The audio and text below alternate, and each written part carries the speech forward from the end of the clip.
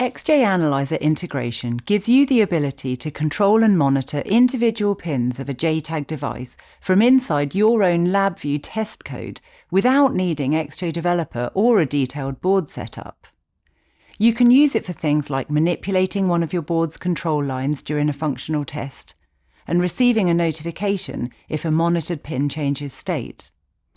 In this short video, I'll give you an introduction to using XJ Analyzer integration in LabVIEW. If you work with a .NET framework or use TestStand, you may like to know there are also equivalent videos in this series for those platforms. I'll be demonstrating the different points by showing you some of the example VIs that come with the default XJTAG installation. They've been included for you to use in your own code, so feel free to import them. You'll find them in the xjintegration.net examples folder, which is in the XJTAG directory that's in your public documents folder. Bear in mind, if you do use them, that you can't just copy and paste individual VIs into your project. Instead, you'll either need to copy the complete examples directory with its full set of VIs, or reference each one in its original installed location.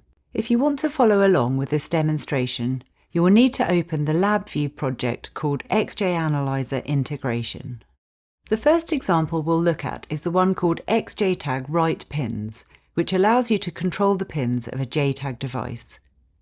The first thing done in this example is to initialize an XJ link to establish communication. That's performed within this VI here called XJTAG init XJ link that we looked at in detail in video 4 of this series.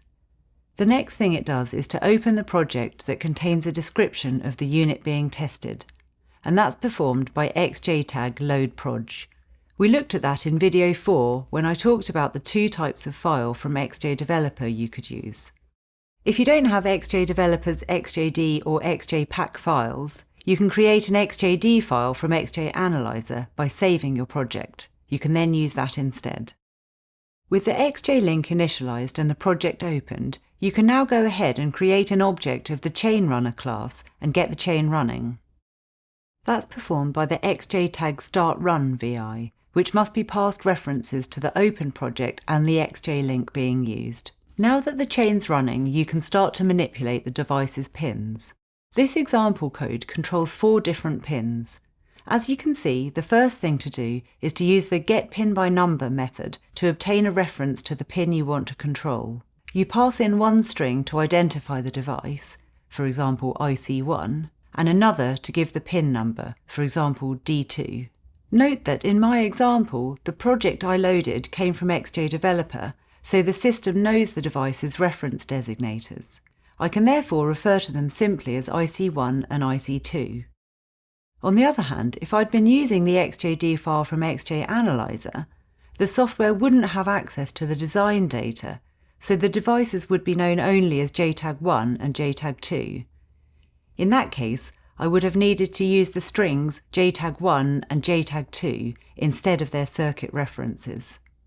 Getting back to how to control a pin, the refnum that getPinByNumber returns can then be used with the setOutput method to put the pin into the state defined by output value. You can make it high, low, toggle fast, toggle slow, or you can set it as input if you want the high impedance state. In this example, the VI XJTAG bool to pin val converts a Boolean input to high or low.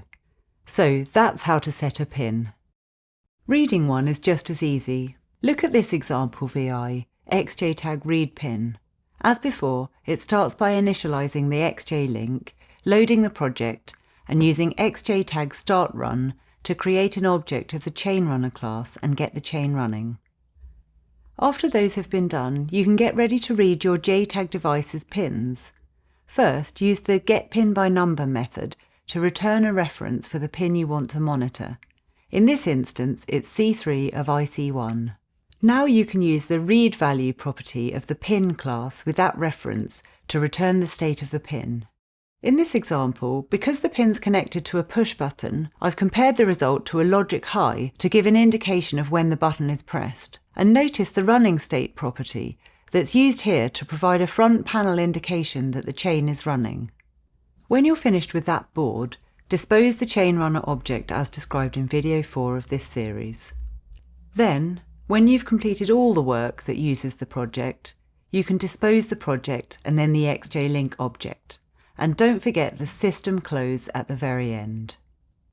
I hope this set of videos has given you a helpful introduction to using XJ Analyzer integration and XJ Runner integration in LabVIEW. In the next one, which is the final one of the series, I'll take you to TestStand and show you how to use XJ integration there. Thank you for watching this video. If you found it helpful, please subscribe for more and leave a like or a comment below.